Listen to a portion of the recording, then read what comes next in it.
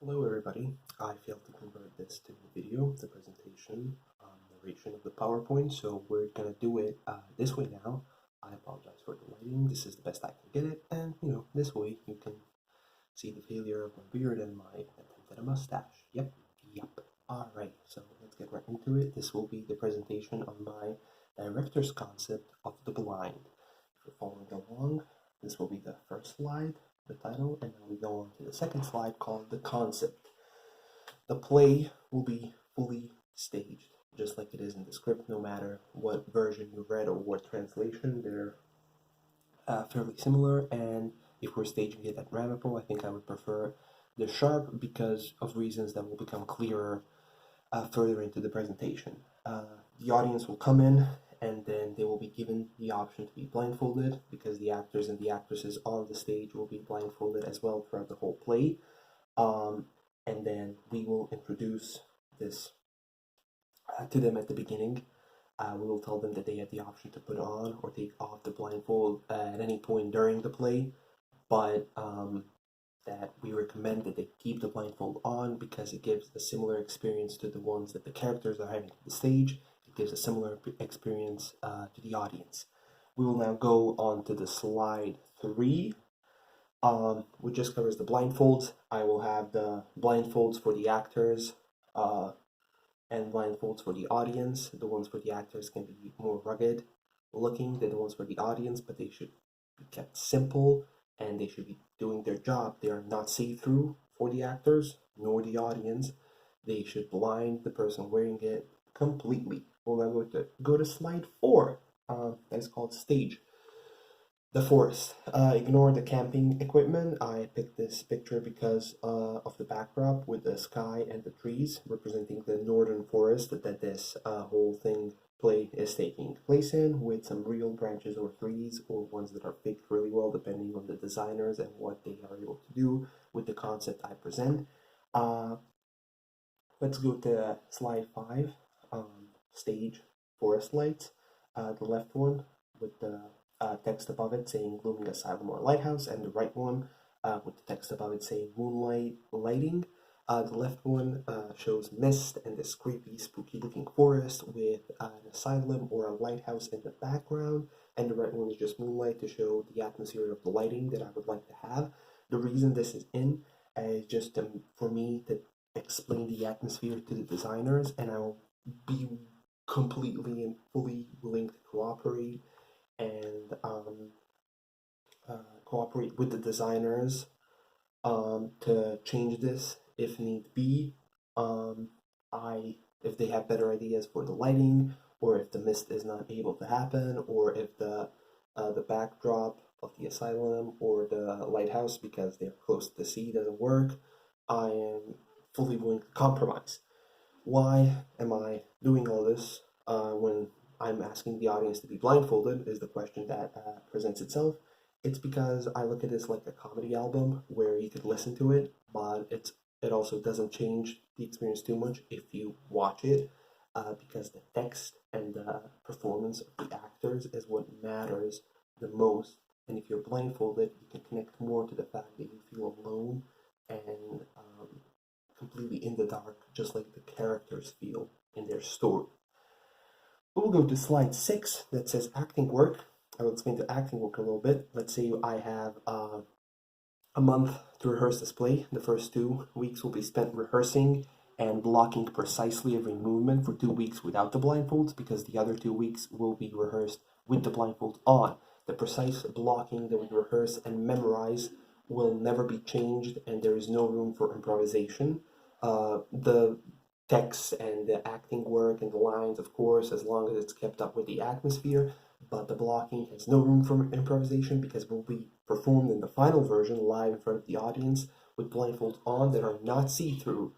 We will see how legal that is, but I've seen other productions do it with blindfolds. I don't know if they were see-through or not, but I think it will be a nice challenge and a great performance if I am able to do this with the actors, where they are able to perform this completely blind and completely precise. And I think that will be an achievement, and it will also be a nice acting experience that connects them more with the characters that are blind if they do it completely blind.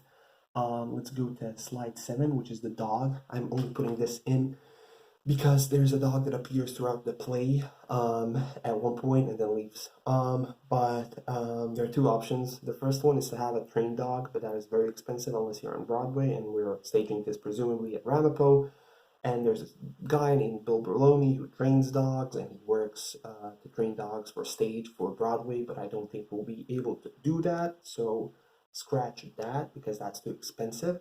So there's one option where the stage will go completely dark at that point, where the dog enters, and after the dog leaves, the lights will go on, which will make the audience and the characters forcefully blind for that period of time. No matter if you're watching the play with or without the blindfolds, you will be blind at that point.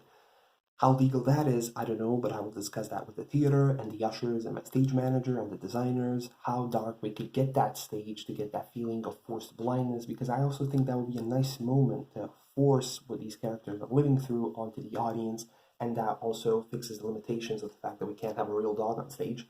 We'll go on to slide 8, that's called Shadow Theater, question mark, just because I am willing to compromise and maybe have a shadow backdrop where you could do shadow puppetry or shadow acting.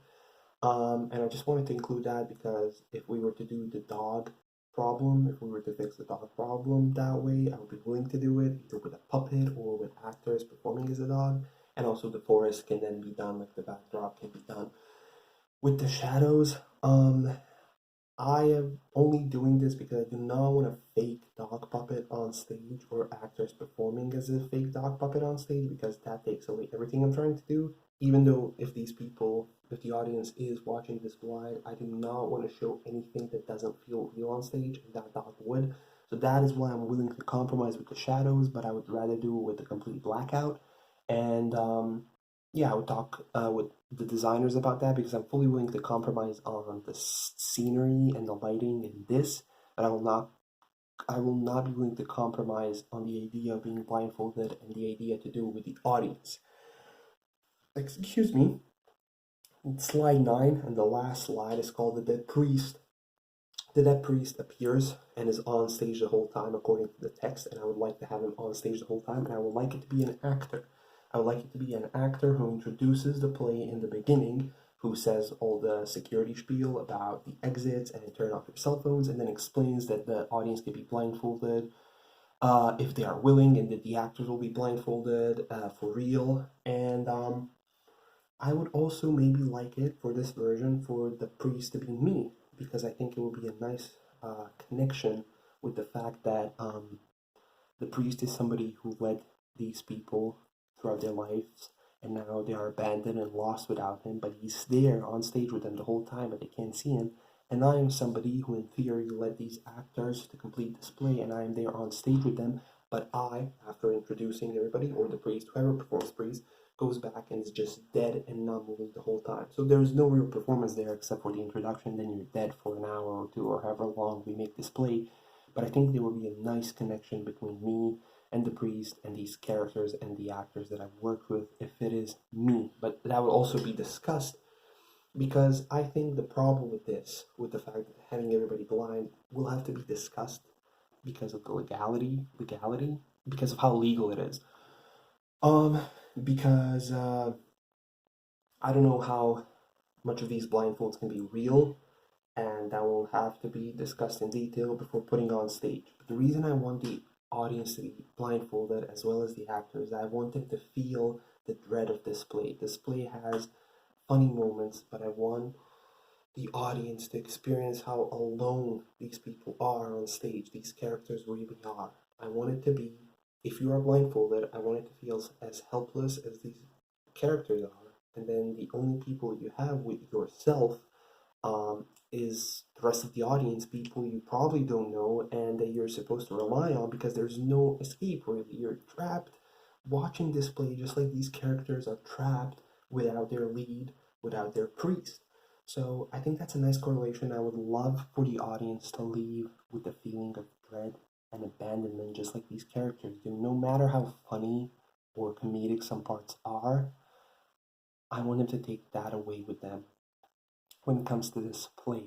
I want them to feel alone, and the only way I can think of doing that is if I make them blind. But that's only if we can do it, and this is all pretty much in discussion. I would love it if it can be done this way, where you're there and you have the opportunity to watch it, but you're blinded. But we'll see how that pans out. I went a little bit over 10 minutes. I hope that isn't a problem, but this is basically my closing point. Thanks for listening. I hope you enjoyed it. I hope I make sense. And yeah, see you next fall. Hopefully, stay safe, everybody, and see ya when I direct display one day, I guess. Bye.